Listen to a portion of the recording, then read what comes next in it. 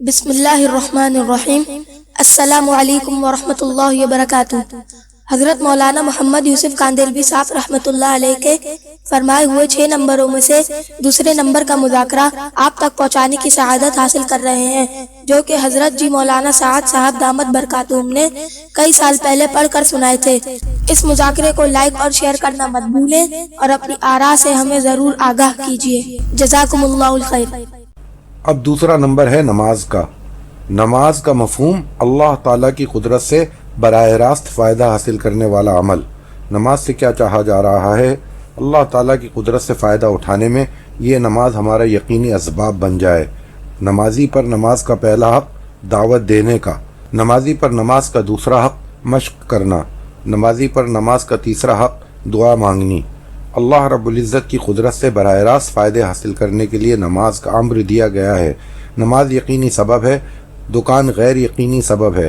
غیر یقینی سبب سے جو تم چاہو گے وہ نہ ہوگا، نماز کے امر سے جو تم چاہو گے اللہ رب العزت وہ کر دیں گے۔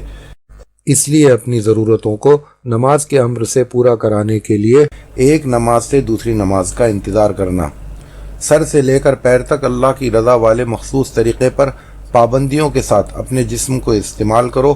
آنکھوں کا، کانوں کا اور زبان کا اور پیروں کا، ہاتھ کا استعمال ٹھیک ہو۔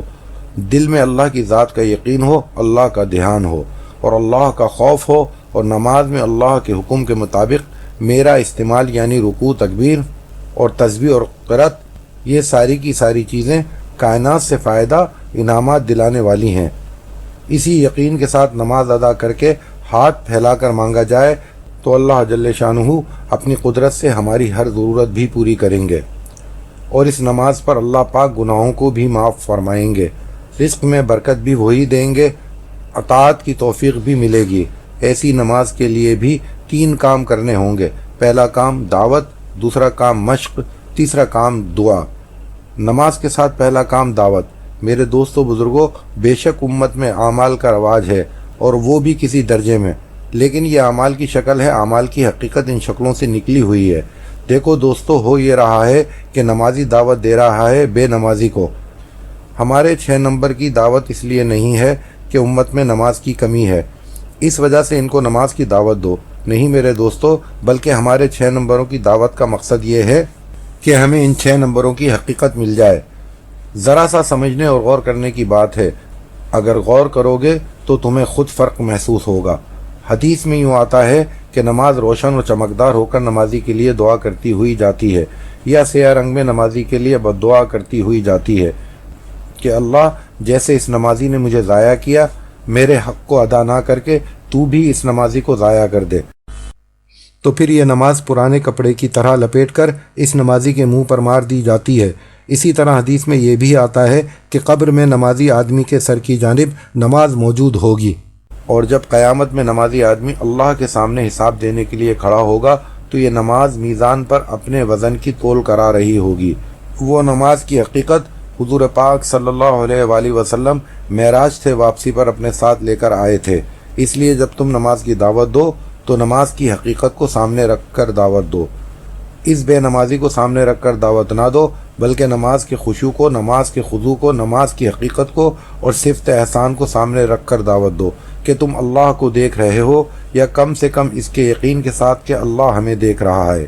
میرے دوستو، ان چند چیزوں کو سامنے رکھ کر نماز کی دعوت دو، کیونکہ خود دعوت دینے والا اپنے اندر نماز کی حقیقت لانا چاہتا ہے، اس وجہ سے نماز کی دعوت دے رہا ہے۔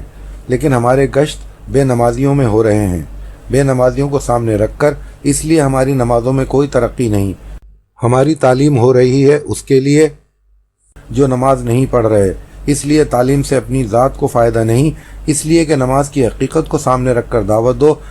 نماز سے ملنے والے نفع جو دنیا میں ملیں گے جب تک ہم یہاں ہیں، اور آخرت میں جو نفع ملیں گے وہاں جانے پر، ان نفعوں کو خوب سمجھاؤ۔ حضور اکرم صلی اللہ علیہ وآلہ وسلم اور صحابہ کرام رضوان اللہ تعالی اجمعین والی نماز کو سننا کہ کس طرح نماز سے انہوں نے اللہ کی قدرت سے اپنے مسئلے حل کروائے، یہ ہوئی نماز کی دعوت، یعنی پہلا کام۔ اب دوسرا کام نماز کی مشق۔ نماز پر 2 اعتبار سے مشق کرنا ہے۔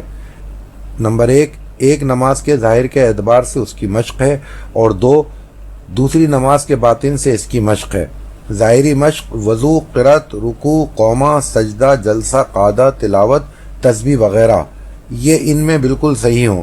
مشق کر کے اس کو صحیح کیا جائے علماء سے مسئلہ پوچھ کر۔ باطنی مشق اللہ کی ذات کا یقین ہونا، اللہ کا دھیان ہونا، اللہ کی ذات کا خوف اور اپنی تمام حاجتوں کا اس نماز کے ذریعے سے پورا ہونے کا یقین کرنا کہ حاجت جب آئے تو نماز کی طرف متوجہ ہو۔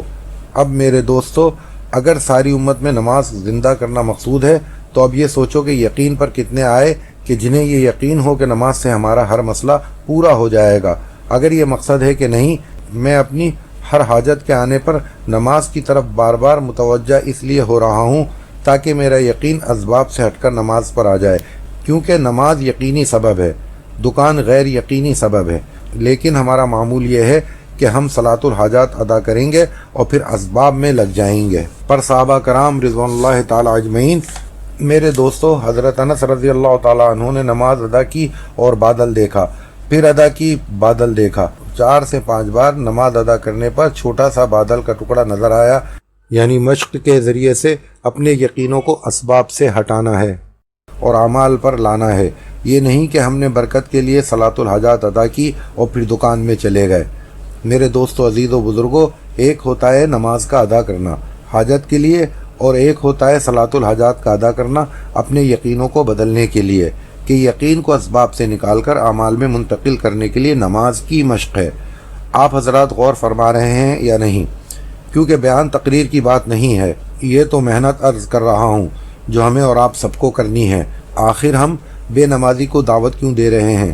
کیا بے نمازی کو دعوت اس لیے کہ بے نمازی ہونے کی وجہ سے دے رہے ہیں، یا ہم بے نمازی اور نمازی کو دعوت اپنے نماز کی حقیقت حاصل کرنے کے لیے دے رہے ہیں؟ سوال اس بات کا ہے میرے دوستو، محسوس یہ ہو رہا ہے خود 4 مہینے لگانے والے، چلے لگانے والے، پابندی سے ماہانہ سہروزہ لگانے والے یہ بھی یوں کہتے ہیں کہ اسباب کی دنیا ہے، سبب اختیار کرو۔ یہ تبلیغ کی محنت کرو گے تو اللہ تمہارے اسباب آسان کر دیں گے۔ سوال اس بات کا ہے کہ جو محنت کو کر رہے ہیں ان کے یقینوں کا کیا ہوا؟ میرے دوستو بزرگوں، اگر ہم بھی یہی کہتے ہیں کہ اسباب صحیح ہے جو دنیا میں نظر آ رہے ہیں، یہ دنیا میں پھیلی ہوئی شکلیں اور یہ دنیا کے نقشے ہی اسباب ہیں، اور مشرکین، ملحدین، کفار، یہود و نصارہ بھی یہی کہیں گے کہ یہی اسباب ہیں، بس تو پھر اس کا مطلب یہ ہے کہ ہم سارے کے سارے ایک ہی راستے پر ہیں۔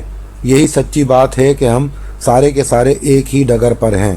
پھر انبیاء علیہ السلام کا کام ہی کیا تھا؟